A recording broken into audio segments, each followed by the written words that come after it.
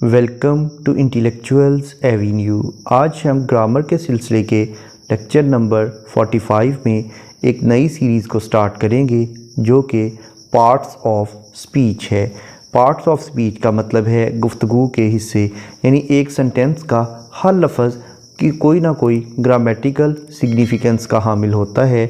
और parts of speech की total तादाद है 9। सबसे पहला है नाउन, उसके बाद है verb, adjective, pronoun, adverb, preposition, conjunction, interjection और लास्ट है आर्टिकल। सबसे पहले हम देखते हैं नाउन। नाउन का मतलब है the name of a person, place और अ थिंग, यानी किसी शख्स, जगह या चीज़ का नाम नाउन कहलाता है। जैसा कि दिस इज़ अ फुटबॉल, ये फुटबॉल है। फुटबॉल किसी चीज़ का नाम है तो इसलिए फ़ुटबॉल नाउन है। उसके बाद है वी ईट एप्पल्स, हम सेब खाते हैं।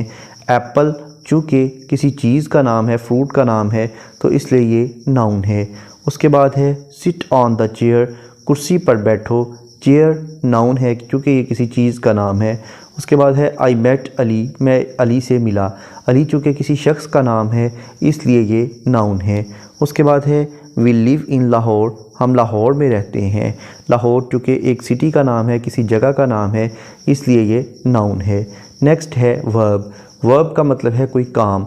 हम जो भी काम करते हैं जैसा कि खाना, पीना, सोना, जागना वगैरह वर्ब्स हैं। जैसा कि आई ड्रिंक वाटर, मैं पानी पीता हूँ। ड्रिंक यानी पीना एक काम है, इसलिए ये वर्ब है। उसके बाद है यू वॉक डेली, तुम रोज़ाना पैदल चलते हो। वॉक यानी पैदल चलना चूँकि एक काम है इसलिए ये वर्ब है। नेक्स्ट सेंटेंस है she has announced the meeting. Announced यानी ऐलान करना, ये वर्ब है। उसके बाद है एडजेक्टिव। एडजेक्टिव का मतलब है इसमें सिफ्त, यानी नाउन किस किस्म का है, नाउन की क्या क्वालिटी है, वो एडजेक्टिव कहलाता है। जैसा कि इट इज़ अ ब्यूटीफुल रोज़, ये एक खूबसूरत फूल है। यहाँ रोज़ एक नाउन है, यानी किसी चीज़ का नाम है, तो इसलिए ये नाउन है। अब वो गुलाब का फूल कैसा है, वो ब्यूटीफुल है यानी खूबसूरत है, तो खूबसूरत होना उसकी सिफ्त है, इसलिए ब्यूटीफुल एडजेक्टिव है। उसके बाद है ही बॉट स्वीट मैंगोज़, उसने मीठे आम ख़रीदे। मैंगोज़ नाउन है और इसका एडजेक्टिव है स्वीट, और हर एडजेक्टिव अपने नाउन से हमेशा पहले आता है।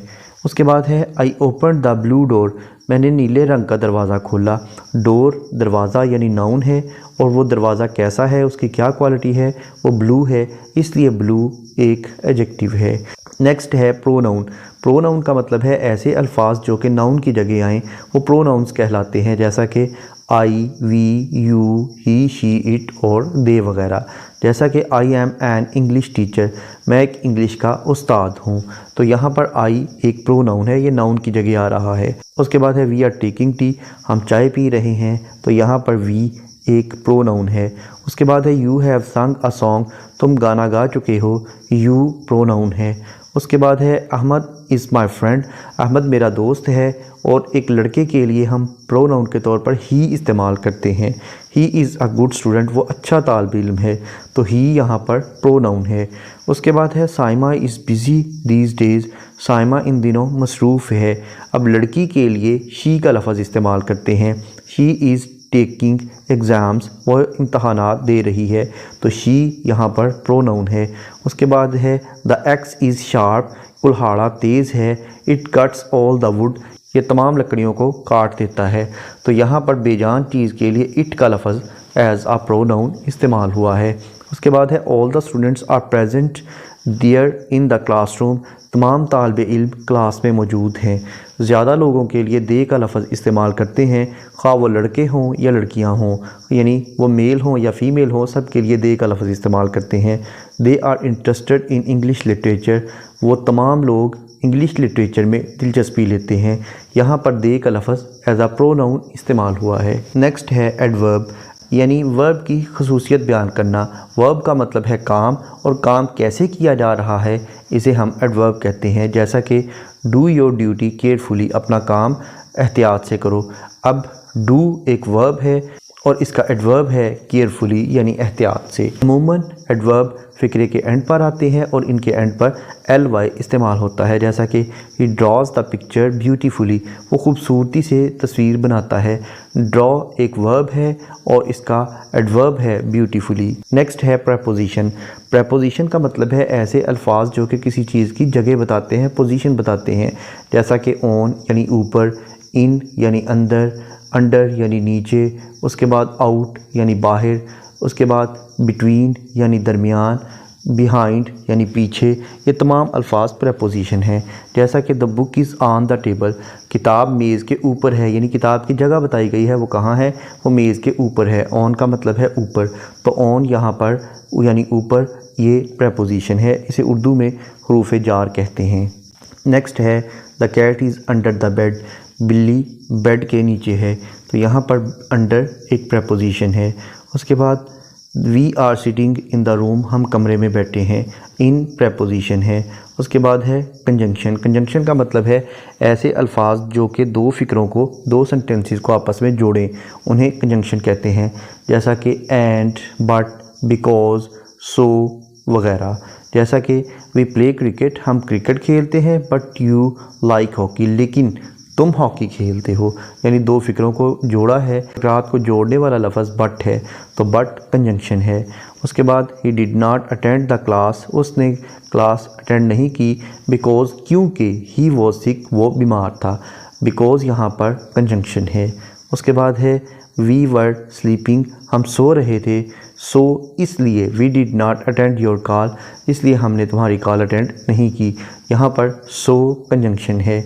उसके बाद है इंटरजेक्शन। ये ऐसे अल्फाज होते हैं जो कि खुशी, गम, ख्वाहिश या ताज्जुब या हैरानी का इजहार करने के लिए बोले जाते हैं, जैसा कि हुर्रा, अलास वगैरह। जैसा कि दे सेड, उन्होंने कहा, हुर्रा, हुर्रा खुशी के इजहार के लिए बोला जाता है। We have won the match, तो यहाँ पर हुर्रा एक इंटरजेक्शन है। उसके बाद है शी सेड, उसने कहा, अलास, अलास अफसोस के लिए बोला जाता है। वी मिस्ड द ट्रेन, हमारी ट्रेन मिस हो गई, तो यहाँ पर अलास इंटरजेक्शन है। उसके बाद है आर्टिकल। आर्टिकल 3 होते हैं, ए, एन और द। जैसा कि दिस इज़ अ बुक, ये किताब है, आ यहाँ पर एक आर्टिकल है। उसके बाद दैट इज़ एन एप्पल, वो एक सेब है, तो एन आर्टिकल है।